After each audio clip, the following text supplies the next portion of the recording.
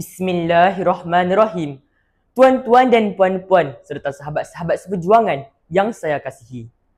Andai patah sayap Raja Wali bertongkat jua saya kemari. Bukan untuk mencari calon isteri, tapi untuk membawa anda semua sama-sama menyelami, mendalami, memahami mauduk bicara yang berbunyi jenayah zina meruntuhkan ummah.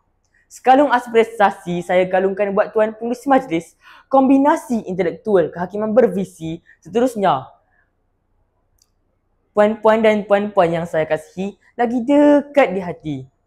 Assalamualaikum warahmatullahi wabarakatuh dan selamat sejahtera buat anda semua yang sudi melapangkan masa.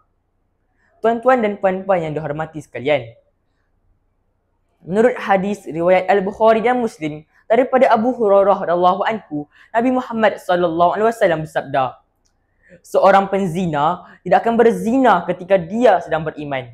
Maksudnya, iman seseorang itu akan tergelincir atau terpadam sementara sewaktu dia melakukan zina. Kerana apa? Kerana perbuatan itu sangat bercanggah dengan akhlak seorang Muslim. Zina itu ibarat api yang kecil pada awalnya. Namun, jika tidak dipadam segera, perbuatan ini akan membakar maruah, merosnahkan keluarga dan menghanguskan kehormatan umat. Zina juga umpama racun, manis-manis di lidah nafsu, tapi perlahan-lahan membunuh hati, iman dan masa depan. Tuan-tuan dan puan-puan sekalian, zina bukan sekadar satu dosa besar, malah zina adalah jenayah yang menghancurkan maruah, memusnahkan keluarga dan menggoncangkan struktur masyarakat. Firman Allah Subhanahu Wa Taala dalam surah Al-Isra ayat 32 yang berbunyi, A'udzu billahi minasyaitonir rajim. Wala taqrabuz zina innahu kana fahisyatan wa sa'a sabila. Maksudnya, dan janganlah kamu mendekati zina. Sesungguhnya zina itu adalah satu perbuatan keji dan satu jalan yang jahat. Apabila kita mendalami ayat ini bukan sekadar menyebut larangan, bukan sekadar melakukan, bahkan mendekatinya juga dikira sebagai dosa. Allah Subhanahu Wa Taala tidak melarang perbuatan zina secara langsung, tapi juga melarang mendekatinya. Hal ini menunjukkan betapa beratnya larangan ini. Mendekati bermaksud termasuk semua perkara yang boleh membawa kepada zina, seperti berdua-duaan antara bukan mahram, menonton bahan lucah, berpakaian tidak sopan, atau pergaulan bebas antara lelaki dan perempuan. Manakala perbuatan zina yang dikatakan sebagai perbuatan keji pula digambarkan sebagai perbuatan yang amat keji, memusnahkan akhlak, maruah dan institusi keluarga.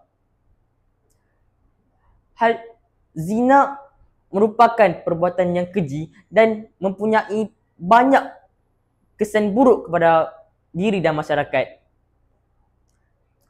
Hal ini memberi peringatan kepada umat Islam agar sentiasa menjaga batas pergaulan dan memperkuatkan akhlak dan maruah serta menutup semua jalan yang boleh membawa kepada zina. Tuan-tuan dan puan-puan yang dikasihi sekalian, mengapakah zina dikatakan meruntuhkan ummah? Pertama, zina menghancurkan institusi keluarga. Anak-anak yang lahir tanpa ikatan sah sering menjadi mangsa stigma masyarakat. Mereka dibesarkan tanpa kasih sayang yang sempurna dan tanpa bimbingan yang jelas. Hal ini membuka ruang yang luas kepada generasi muda yang lemah jati diri dan mudah terjerumus ke dalam kancah maksiat. Yang kedua, zina membawa kepada pelbagai penyakit sosial, penyakit kelamin, HIV atau AIDS, penderaan bayi, pembuangan anak luar nikah dan pelbagai lagi malapetaka yang semuanya berpunca daripada zina. Hal ini seperti barah yang menular dalam tubuh masyarakat. Apakah ini masa depan yang kita dambakan untuk negara dan umat Islam? Yang ketiga, zina membawa kemurkaan Allah Subhanahu Wa Taala. Sejarah membuktikan bahawa kaum yang tenggelam dalam maksiat dihancurkan oleh azab daripada Allah Subhanahu Wa Taala. Kaum Nabi Lut dikenal sebagai kaum yang pertama yang melakukan zina songsang atau homoseksual secara terbuka dan berleluasa. Mereka dihancurkan oleh angin kencang dan hujan batu kerana mereka telah melampaui batas. Mereka telah meninggalkan hubungan dengan wanita dan cenderung kepada lelaki untuk memuaskan nafsu. Hal ini telah dirakamkan oleh Allah Subhanahu taala dalam surah Al-A'raf ayat 80 hingga 81 yang bermaksud, dan kami juga telah mengutus Lut ketika dia berkata kepada kaumnya, mengapakah kamu melakukan perbuatan keji yang belum pernah dilakukan oleh seorang pun daripada umat-umat sebelum kamu? Maka benarlah, zina bukan sekadar perbuatan antara dua insan, tapi juga boleh menjadi bom jangka yang akan meruntuhkan asas kekuatan ummah.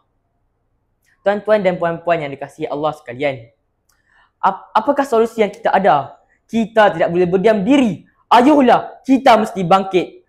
Kuatkanlah pendidikan agama dalam kalangan masyarakat. Anak-anak perlu ditanam dengan nilai malu, iman dan takwa sejak kecil. Ibu bapa harus menjadi contoh teladan dan peka terhadap siapa anak-anak mereka berkawan dan dengan siapa mereka bergaul. Seterusnya, undang-undang syariah mestilah tegas dan konsisten. Pelaku zina perlu dikenakan hukuman yang setimpal sebagai pengajaran dan menjadi ibrah kepada masyarakat. Akhir sekali, media dan hiburan perlu ditapis daripada unsur-unsur lucah yang merangsang nafsu. Kita tidak boleh membiarkan rumah kita dicemari oleh maksiat melalui skrin yang kecil, tapi memberi impak yang besar kepada ummah dan masyarakat.